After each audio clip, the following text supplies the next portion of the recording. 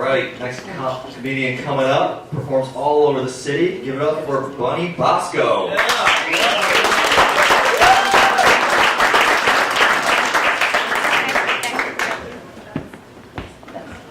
The speakers I'm watching don't think they're deaf when they watch my video. Okay, good evening, ladies and gentlemen. My real job is in dentistry. I've been a dental assistant for over 100 years. So I have a lot of dental stories. They're not only with one dentist, because if it was, he would be dead by now.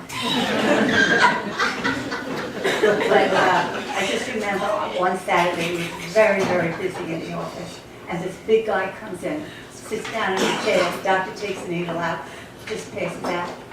Doctor could not revive him. He says, Bunny, please go in the back and get the oxygen. This was my big moment. I went in the back, got the oxygen, stood in back of the patient with the mask on his face while the doctor administered the oxygen.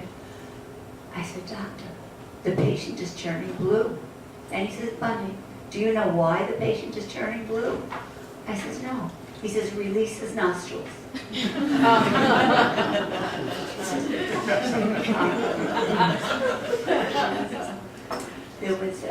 I was in the office one day, and the receptionist was a little bit late, so I was at the desk, and the phone rang, and it was the doctor. He used to get very nervous when he knew that I was at the desk. He wanted to know who was covering for him that Thursday. He used to volunteer his services at the hospital. I said, Dr. Balsadek. There was dead silence on the phone. And the receptionist came in at that point. She said, what's going on? I said, oh, the doctor was on the phone. I told him Dr. Balsadek was covering for him Thursday.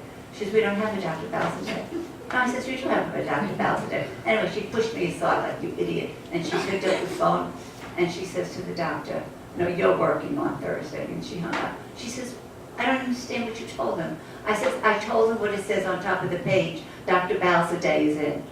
She said, it says, Dr. B is in all day.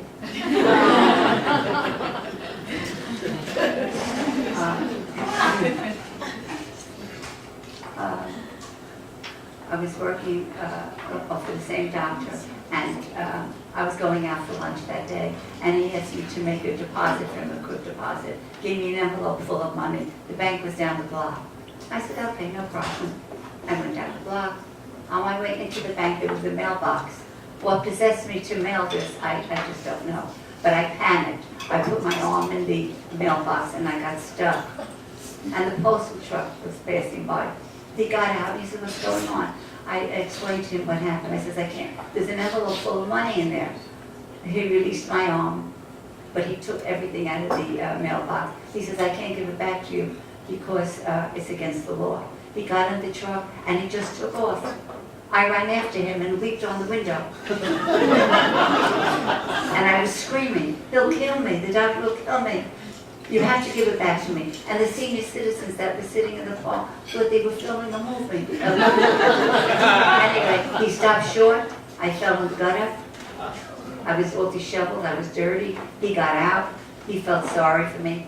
He did give me the envelope. I had to sign just a few papers. And I went back to the office. And the doctor was standing there with the patient. He said, did you have a good lunch? I said, yes.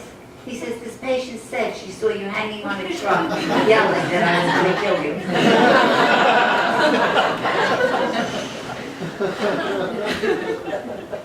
One of the doctors I worked for took me out for lunch for the purpose of telling me about the office and you know, who to make appointments for and so on.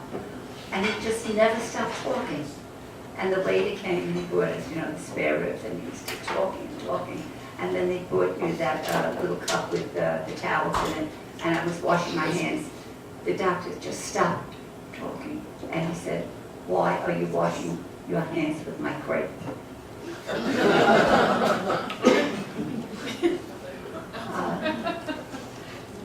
You can't make these things up. I lived upstairs from one of the doctors that I was working for, and it was a Saturday, office hours were over. I went upstairs getting ready to get into the tub just to relax, and I wanted something to read.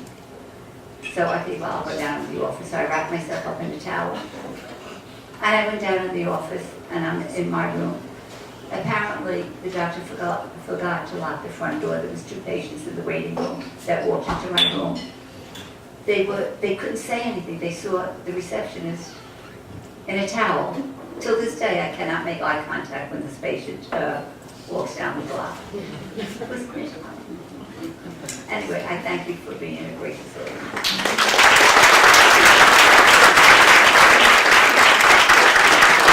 One time for Bunny Bosco, guys.